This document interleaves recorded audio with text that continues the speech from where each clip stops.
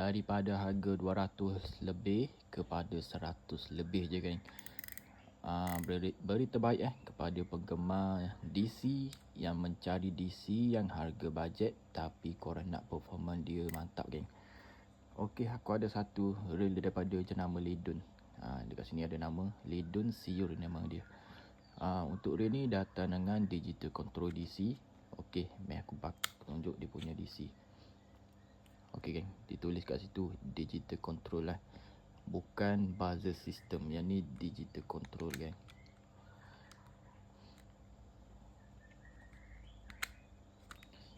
Yang paling best reel ni geng, daripada breaking nombor 1, korang dah boleh buat kas tanpa bihun.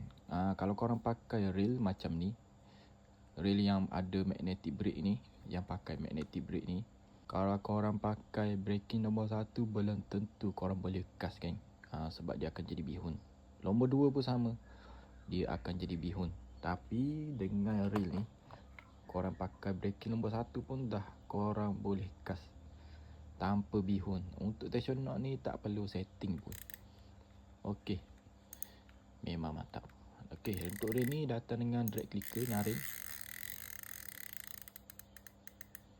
Start drag pun ada clicker, tension knob ada clicker.